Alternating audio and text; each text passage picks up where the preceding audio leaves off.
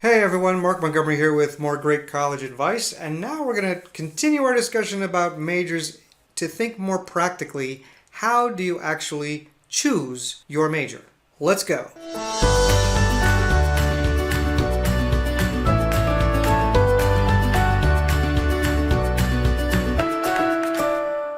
As you begin thinking about choosing your major, you need to think about several different things. First of all, you need to consider your academic strengths. What are you really good at? Because no matter what, just like high school, you want to get good grades. You want to perform well. You may not know whether you want to go to graduate school. You may not know what comes next. But generally speaking, I'm assuming, and maybe I'm assuming too much, but I'm assuming that you want to do well. So you need to choose a subject that is aligned with your academic strengths. Don't choose something that doesn't work. If you are really not good at foreign language and you really struggle in it in high school, I don't know if that's the thing that you should be majoring in when you get to college. You should also think about what you enjoy. What are the things you like studying and reading about? If you were going to sit down and read a book on your own, what would it be about? If you were going to go look up YouTube videos about something that interested you, what would it be? Think about those things that you actually enjoy, that you gravitate toward. Don't try to fit yourself into a place that you don't really like just because you think you should. Because you're going to be spending 4 years studying this stuff and you want to make sure you like it. You also should think about whether your career aspirations are associated with certain majors. And as we have discussed in other videos, if you are thinking about a profession in a certain area like architect, like engineering, like nursing, then yes, you might want to consider going in that direction. But I've also pointed out that in the United States, one's major is not necessarily aligned with the career that you will pursue. Just because you major in history does not make you a historian. You may major in history and become a banker. You may major in philosophy and become a doctor. So you want to understand your career aspirations and what you think you might want to do professionally once you graduate, but that does not necessarily drive your decision. You need to think about it, you need to understand it, and then make decisions accordingly. And then, of course, understand what the requirements are for that major. And as we talked about in other videos, you can see that there are differences in degrees, there are differences in majors and as to what they require. So study up, do your research, and know what's what. There are other ways to acquire knowledge and skills besides your major. First of all, there are minors. So many students will pursue a major in one subject and a minor in something else. So let's say that a major is 10 out of your 32 courses during your 4 years. A minor might be 5, sometimes 6 classes in that subject. So it's another way to find a compromise between breadth and depth. Things that you want to study, if you find you got a minor in it, go for it. Some students like to double major, and this has become very popular, where students will do 2 majors, not just one. If you've seen the video that shows those pie charts of the University of Michigan, you can see that the double major is generally going to come out of the electives slice of the pie. So if you do 2 majors, you are probably not going to be able to take much in the way of electives. Personally speaking, I think this defeats the purpose of a liberal arts education. A liberal arts education is to have the liberty to explore a whole variety of things, to learn a lot about our world, not just 2 different subjects. Obviously, a lot of people disagree with me and they think that 2 majors are important for their career development. That is subject to debate.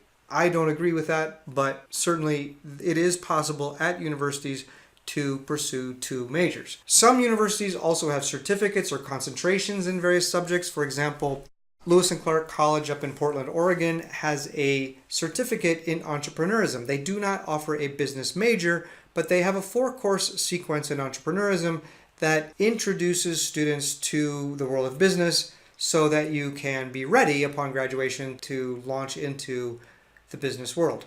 Most universities, especially within the colleges of arts and sciences, and most of the liberal arts colleges will allow you to create your own major. In fact, there are some colleges like Bennington College or Bard College, Hampshire College, where virtually everyone creates their own major. This doesn't mean that you can do just about anything. You need to justify it. You need to have a faculty sponsor. You need to bring it before a committee. It can't just be loopy, kind of crazy stuff. You've got to justify it. But you can do something that has intellectual coherence that matches your own interests and your own academic strengths. You could also consider cross-disciplinary majors. There are majors that go across disciplines, sometimes even across schools within a university. So things like science, technology, and society, engineering, psychology. I've seen engineering management.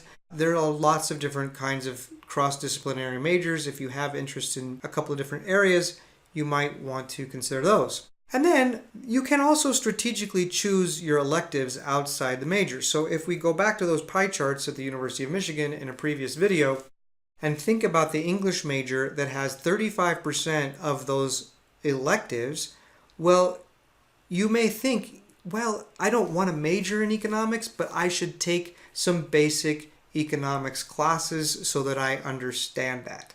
Or if I want to be a geology major, but I also want to be a good writer, maybe I should take some writing classes that are, the writing intensive classes in other disciplines that would help me improve my writing skill across disciplines. Maybe I want to be a writer, maybe I want to be a journalist. There are many science journalists out there, people who major in sciences but also are good writers. So finding a way to use your electives to build skills is also a great way to go.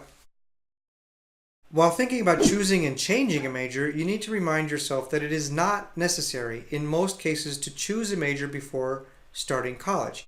Now, if you are applying to a particular school like the College of Engineering or the School of Business, you may have to declare your major because you are declaring the degree that you are going to pursue, an engineering diploma, a business diploma. But if you're going to a liberal arts and sciences school within a university or to a liberal arts college, you may not have to declare your major, as I say in the third bullet point, until the end of your second year. It may be helpful to declare a major on your application as a strategic decision, but in most cases you are able to change your mind. And as the second bullet points out, most students change their major at least once, and many change it more than twice, 3 times within their college degree. Now you need to be careful of that because it has consequences. Some universities make it easy to change majors, while others may make it more difficult. And this has, as I say, consequences. Before you change, you better find out whether or not you have enough credits in the right places to satisfy the graduation requirements for that new major without having to pay for another semester or 2 or 3. So think about this before you go to college and make sure you understand, again, these graduation requirements, because changing majors can change the graduation requirements, which can mean more time at university, which means more money. So be careful. Finally, the most important college publication for understanding the requirements of a major is known as the catalog or the bulletin. I will have another video about this and how to explore the catalog or the bulletin, but I just want to introduce it by saying back in the olden days, in the days of the dinosaurs, when I applied to college, there was no interweb. Every time you expressed interest in a college or university, they sent you this book, like a doorstop. It was heavy, had lots of pages, lots of ink, no pictures. It had every single policy, every single regulation, a description of every single course offered by that university. You had it in this book called a catalog. Now that catalog still exists, and it's on the web, and it's usually in PDF form or some other searchable tool, but it takes second seat to all the pretty pictures of smiling students in beautiful weather on the beautiful campus. It is not what students use anymore or what parents are consulting when they're thinking about the major, when they're thinking about the requirements of the degree program. You must understand the catalog and how to find it and how to use it. So that's the next video. Get over there and look at how to understand the academic choices you may be making and how to find the answers to your questions in the catalog. So that's it for choosing a college major. Remind yourself, think about the things that you like the most. Think about the things that you're good at, and think about whether or not any of that adds up to a career. If not, it's okay. This is the United States. You will have an opportunity to find other ways to gain knowledge and skills through a minor, through certificates, through strategic choice of your electives, and through wise decisions after college. I'll see you on the next video. Thank you.